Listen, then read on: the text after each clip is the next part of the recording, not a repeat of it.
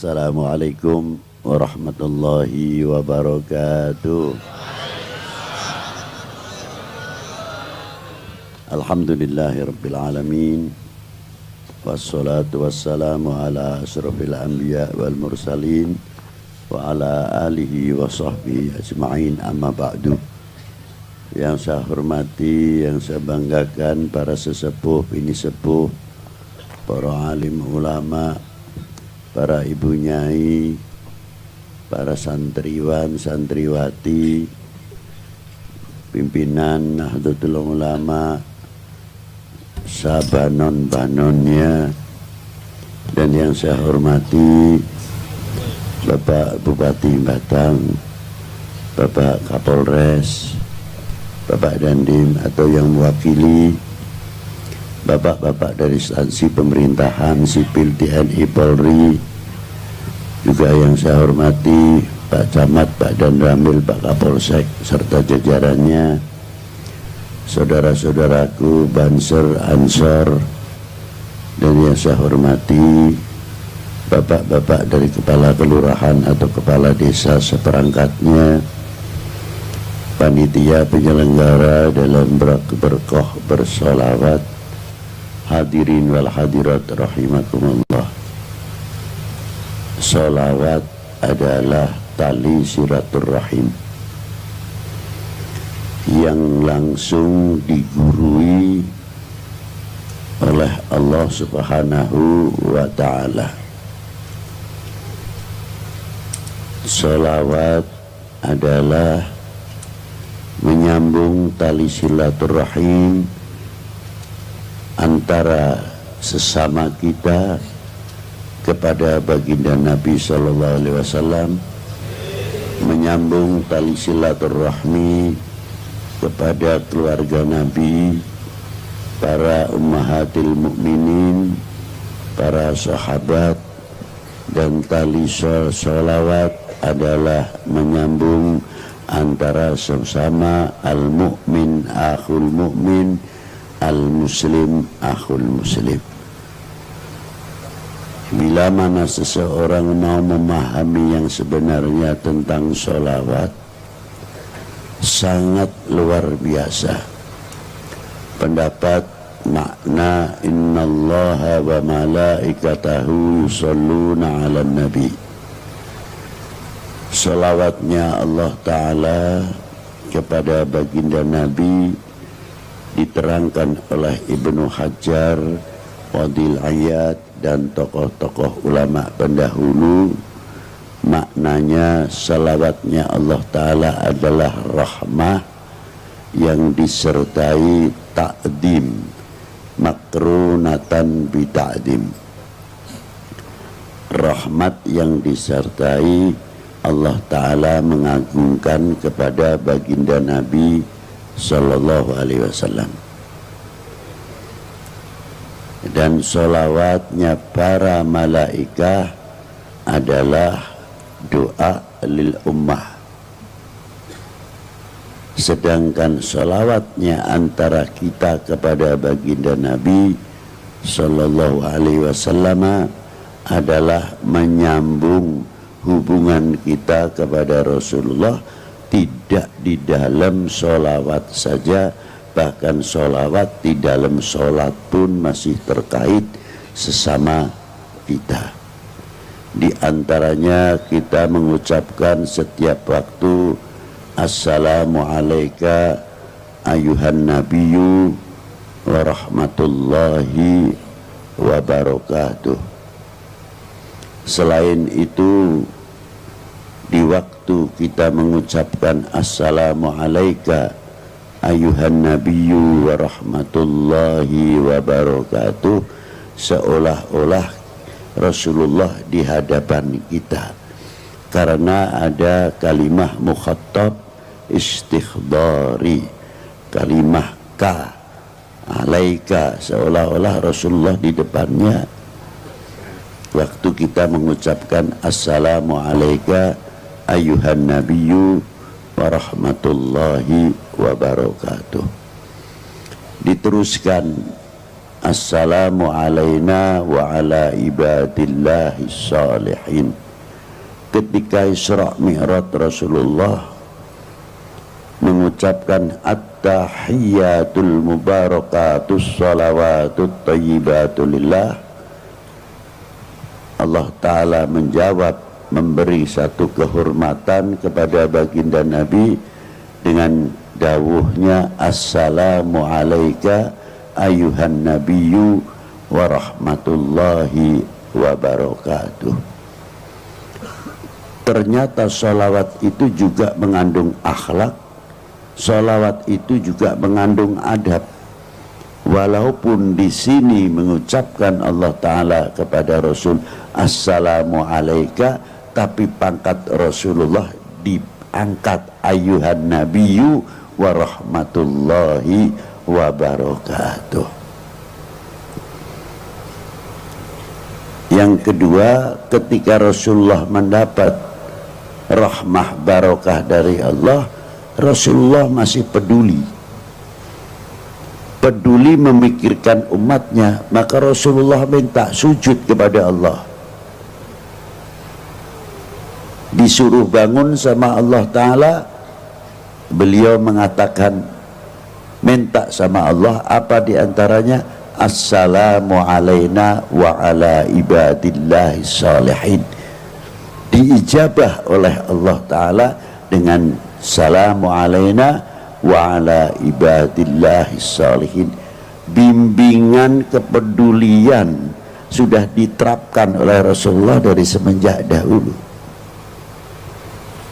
Assalamu alaina sampai sekarang masih dibaca oleh kaum mukminin.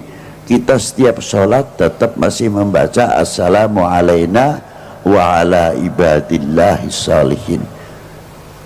Assalamu alaina duhdat kang paring slamet, mugi panjenengan kersa maringi keselamatan dateng kita sedaya.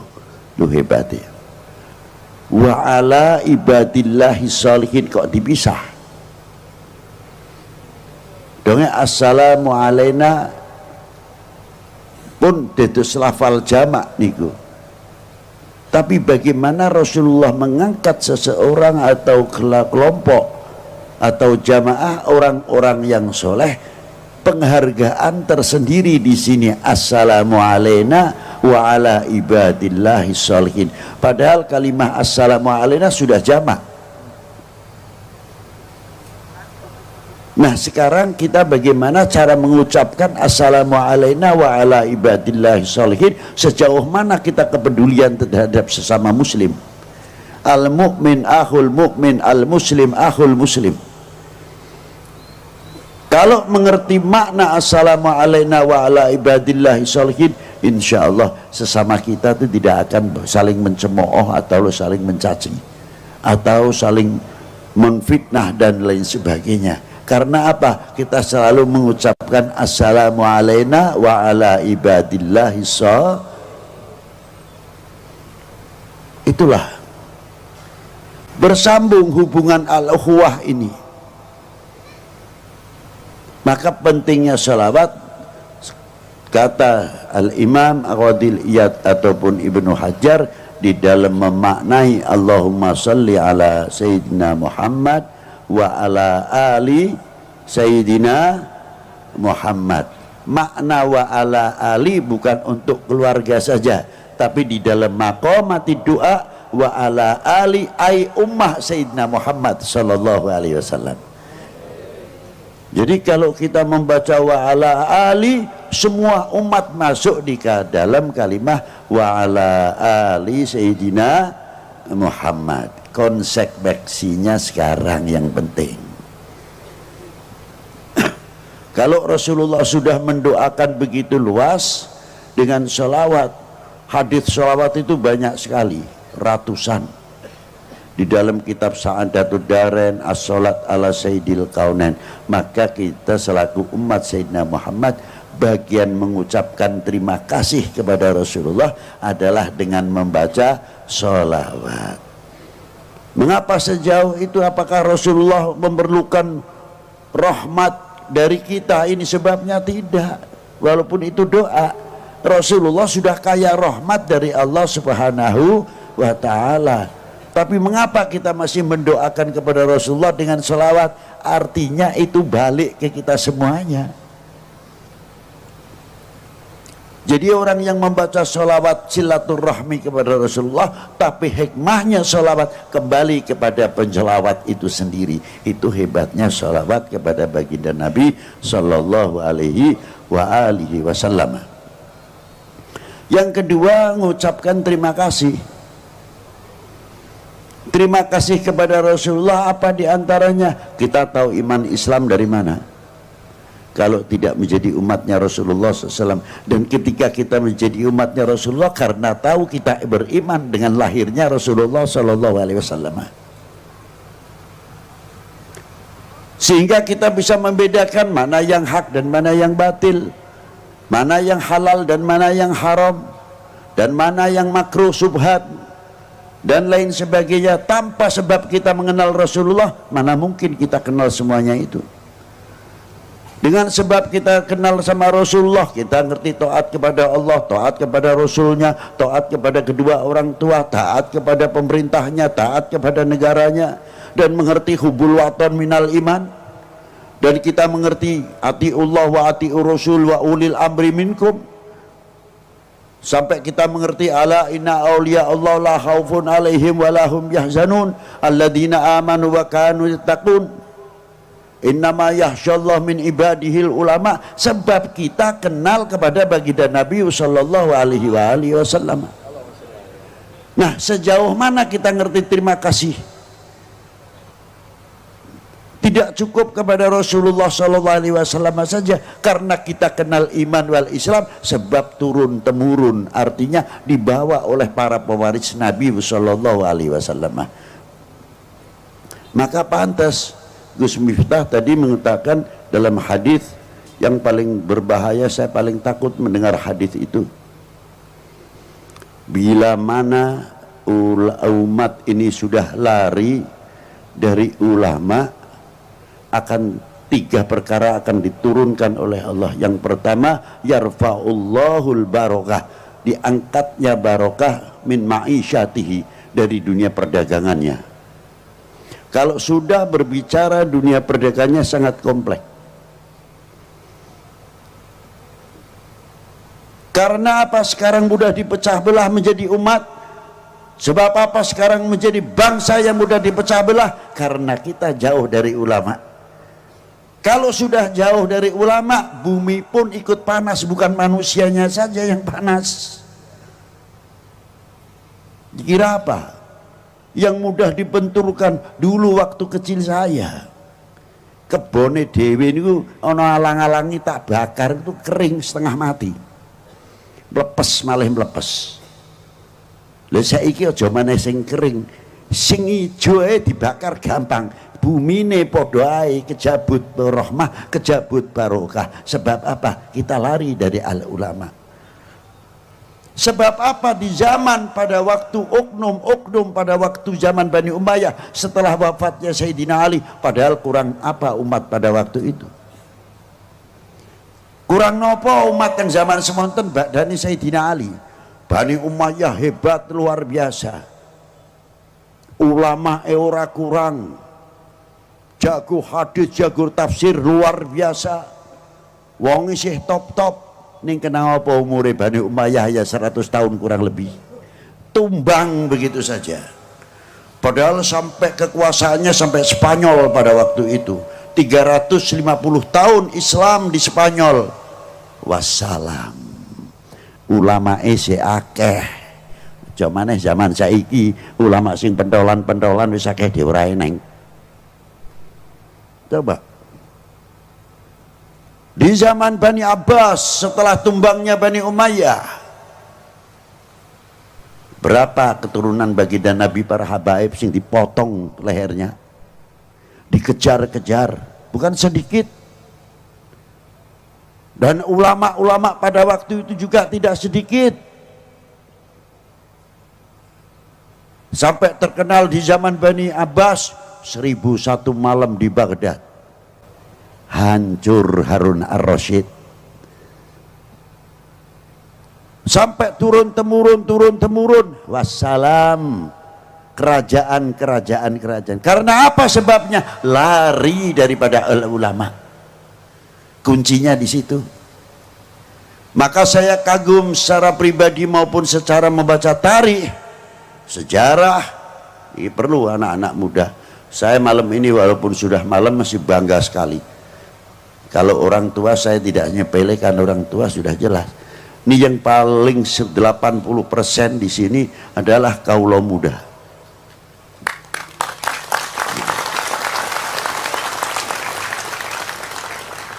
Kebanggaan saya satu, karena yakin kelak di pundak kalian yang akan menjawab tantangan umat dan tantangan bangsa ke depan. Di pundak kalian, bukan di pundak sesepuh. Sesepuh itu walaupun umurnya panjang 100 lebih, tetap fisiknya sudah menurun. Tapi kalian yang harapan kami semuanya untuk ke depan, untuk memajukan umat ini, untuk memajukan bangsa ini. Apalagi kalau kita ceritakan berkoh. Wah, arane aneh itu berkoh. Apa? Berokoh niku barokah karepe ngono lho. Muga-muga dadi desa sing barokah, barakatus sholawat. Allahumma amin. Itulah. Nanti saya singgung berkah ono apa. Salbat melek. Nah, terus ulama-ulama itu karena beliau pada waktu itu sampai dari Spanyolnya, Bani Abbas, oknum-oknumnya tumbang semuanya. Kurang apa? Maka ulama-ulama dari ahli baitin Nabi sallallahu alaihi wasallam diantaranya dan ulama-ulama yang lain wis mlebu ring Indonesia. Bahkan ada Sultan Mahmud yang dimakamkan di Tanjung, daerah Barus, Sedo pada tahun 768 Masehi. Berarti Bu, ning zaman Sayyidina Ali sudah ada yang masuk ke Indonesia. Orang luar biasa nih ke Indonesia. Loh, kita mesti ini bangga itu. Tanjung itu mana? Di Tapanuli, dekat. Makamnya di atas ngungkuli Manjate Murio. Dan yang keturunan dari Sayyidina Husain terus dibawa Imam Muhammad al-Baqir, Ali Ja'far Shadiq, Imam Ali al-Uraidi, sampai Imam Ahmad al-Muhajir, sampai panjangannya Sayyid Muhammad Syekh Marbat mempunyai putra Amir Abdul Malik dan mempunyai putra Imam Abdullah Udmat Khan bin Alwi Amal Fakih. Niku sing pertama kali masuk ten India, ten Hyderabad. Dari keturunan beliau Imam Abdullah Udmat Khan, ibunya Putri Ratu Hyderabad. Punya anak Imam Ahmad Shah Jalal. Lah ini yang kita menjadi contoh luar biasa. Ulama besar min ahlil baitin Nabi sallallahu alaihi wasallam, beliau masuk ke daerah Cham atau Champa. Daerah Champa dan daerah Annam. Sekarang masuk wilayah Vietnam. Nek Champa niku terkenal putri cempone. Champa maupun Annam agamane sih beda. Ning Champa karo Annam saagama, setiap tahun perang mendino niku kena doneke ben wulan sing ngathahake korban. Tidak pernah putus. Saagama, sak bangsa. Masuklah Imam Ahmad Shah Jalal. Begitu masuk dengan akhlaknya dan adabnya yang luar biasa, mendapatkan simpati dari Raja Cham maupun Annam. Akhirnya beliau dipilih menjadi raja di Cham dan Annam. Sepakat Raja Champa maupun Annam. Hebat iku sing tak kula hebati ngoten lho. Sing dipilih agamane liya, sing milih agamane liya. Kok bisa lho ora ngoten niku. Niku sing hebat.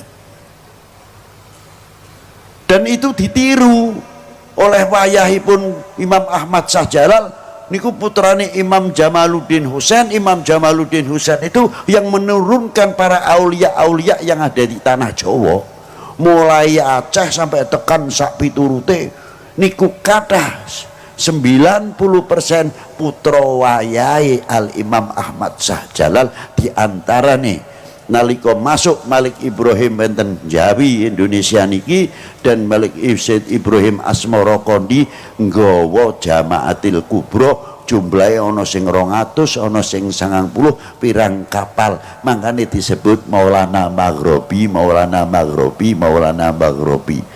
Tutunungan Maulana Maghribi kene tekene, kene kuburane kopiahe, ini kuburane sandale. Boten, Maulana Maghribi bukan telapaan tapi asli kuburan, karena jamaah yang ada di Indonesia ini lebih 400 ulama Al-Maghribi saking Sadatil Hasan Awil Husaini. Lha niku dadi ono sing nang Bisma, ono sing Pekalongan dhewe, Paninggaran dan sebagainya. Siapa beliau? Min ahli baitin Nabi sallallahu alaihi wasallam. Dados pagere tanah Jawa khususnya lan Indonesia pada umumnya, pagere setiap per kilometer ten pantai utara niki terutama selatan apa malih ora lepas kuburan wali siji, wali siji, wali siji. Napa malih daerah kidul Parang Tritis dan sebagainya sing nurunake di antawisipun Ki Ageng Nis, Ki Ageng Getas, Ki Ageng Selo dari Joko Tarub sak piturutipun. Maka dari itu Indonesia terutama menjadi santer, menjadi punjer, menjadi lopian contoh yang luar biasa fil alam di dalam dunia ini. Tapi risikonya kok akhir-akhir kok model mudah dipecah belah. Lho niki lah. Adoh sebab melayu saking para sesepuh, saking para ulama. Padahal para beliau-beliau tidak andil sedikit di dalam memerdekakan bangsa ini dari belenggu penjajah dan kebodohan. Mboten syiarul Islam saja sing kula takoni, awake dhewe kuwi wis tau andil apa, mempunyai kontribusi apa ngisi kemerdekaan iki sing kula takoni. 45 menangi ora, 47 ora menangi, 48 nang Madiun ada peristiwa apa, kiai luwih 3.000 sing disembelih peristiwa Madiun. Coba awake ora menangi, apa dhewe nurun negakake merah putih, nyeblokake merah putih blas. Napa malih kok zaman semonten sakniki mawon merosotnya nasionalisme, merosotnya memiliki handarbeni kecintaan kepada tanah air mulai melentur. Niki sing bahaya. Lho kok isone ngono pripip gampang. Ya umpamane bendera diceblokake miring sampai ndeteng kaya iki. Mbok iya medun sing nggang kendaraan atau sing weruh nang kono ditegakake sing lempeng. Kapak-kapak no merah putih niku ada 3 hal di dalamnya: kehormatan bangsa, harga diri bangsa, jati diri bangsa. Ampun ngantos melekat melentur niki ada di dalam merah. Lah niki lah. Makanya tiang yang kuat terhadap cintanya kepada negara pasti orang itu ahli sejarah, mengenal sejarah. Ora beda anak nek taat karo wong tuane temenanan, ngerti perjuangane wong tua. Tapi nek anak orang ngerti perjuangane wong tua, weruhe omahe wis mentereng, sedane ana, kendaraane akeh, begitu ora ana kakang adik kerah rebutan waris. Itu yang terjadi. Margo si anak ora tahu dididik bagaimana perjuangannya kedua orang tua. Lan itulah. Begitu pula kalau kita sudah mengetahui perjuangan bangsa ini, Ya insya Allah kita tahu akan memperkokoh, memperkuat kesatuan persatuan demi apa? Keutuhan Indo harus kan ngoten. Makanya kula kuatir wenten setunggal ayat kadar bobot hadis, kadar bobot iman seseorang tergantung kecintaannya kepada Kanjeng Nabi. Niki dipelintir nih, oknum niki pinter terkadang. Lo nek ngono arep ngembosi wong Islam khususnya ngembosi liya agama khususnya wong Islam, kurangi cintane kepada para ulama, cintane Kanjeng dateng Kanjeng Nabi, gembosi. Niku cara ngancurke umat beragama khususnya Islam. Engko nek wis benturke antar umat beragama, niki tujuan terutama cara pola untuk menghancurkan Indonesia. Sadar itu. Biar tarung niku kira-kira Indonesia bisa dipecah niku pripun. Dengan segala cara, waspada terutama. Semonten ugi nek badhe ngancurake bangsa niki dipintir malih saking hadis wau, kadar bobot iman seseorang tergantung kecintaannya kepada Nabi ini. Lah nek kadar bobot iman napa cinta seseorang terhadap bangsanya tergantung cintanya kepada tanah airnya. Nek demene marang tanah air temenanan, cintane bangsa luar biasa.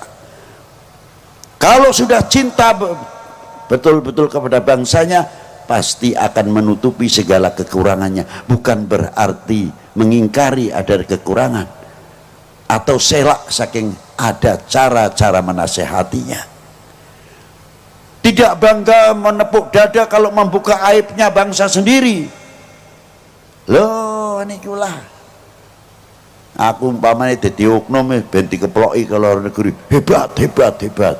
Wah, padahal niku buka aib sedulure dhewe kok ora isin sing kaya niku. Lah nikilah. Tapi kalau orang cinta yang luar biasa, kaya bocah pondok umpamane, aku dadi kiai ini ana bocah sing colong jukuk, tak keplaki dhewe nang kamar, tak ajar. Tapi begitu di luar ditanya, "Bib, jare bocah pondok kene kok ana sing tangane dawa Bib? Sapa sing ngomong? Pondok kene bersih kate bocah-bocah kaya kowe." Tapi bocah wis tak ajar, ora nutupi. Di luarnya kita selaku bangsa Indonesia harus berani menyatakan kami bangsa yang besar. Kami punya para leluhur yang luar biasa yang menurunkan kita ini, yang mempunyai intelektual dan ilmuwan yang luar biasa. Buktinya apa? Gawe Borobudur kayak sampai saiki, gawe Candi Prambanan. Saya kagum melihat Prambanan, lawang tempatnya cedak dengan gunung berapi. Iki mestine dhuwur semono, iki nek hitungane ora kuat kangelan. Tekstur tanahnya gimana? Kira-kira ben ora kena goyangan. Itu kok hebatnya. Umpamane nono lindu ono apa kok iso ora terpengaruh. Sekarang sudah tua umurnya, ya pantes kena sedikit-sedikit. Tapi biyen carane mikir, terus arusnya air ini kemana? Nerobos ning liyane apa ora? Loh, orang-orang dahulu sudah berpikir sejauh itu, bukan lihat Borobudur atau Prambanan setelah berdiri. Begitu pula Kanjeng Sunan Kalijogo, Demak pada waktu itu dekat dengan Gunung Murionya. 2000 tahun yang lalu kurang lebih Gunung Murio pernah meletus, hingga tanahnya itu tanah banyak bergeser atau setengah gambut. Tapi Sunan pada waktu dulu, waktu mendirikan Masjid Demak, ono sokone siji sing arane Soko Tatal, nek aku berwe keramat. Padahal itu ilmu yang luar biasa. Membuat Soko Tatal bagaimana caranya elastis untuk menjaga keseimbangan saka sing wolu. Para ulama kita pun dulu sudah maju luar biasa. Itulah para leluhur bangsa kita, bukan bangsa yang ketinggalan. Abad 9 Hijriah, bagaimana ulama-ulama kita sudah di Masjidil Haram, sudah mengajarkan torekot, sudah mengajar di Masjidil Haram, lihat di kitab Jami' Karamatul Aulia Jutani. Loh, jadi kita harus bangga. Tapi saya kok melentur ya kok seneng dijeblokake, dibenturake, percaya karo hoa. Tulung ayo Joko bareng-bareng Indonesia dari segala bentuk perpecahan. Wahai bangsaku yang kubanggakan, relakah negerimu terpecah belah? Buktikan, jangan tidak-tidak saja. Ayo kita bentengi sehingga kita bisa mengejar segala ketinggalan. Ayo gandengan tangan, jangan sampai kita memberikan kesempatan seujung rambut pun kepada oknum-oknum orang lain atau bangsa lain yang akan menunggu pecahnya Indonesia.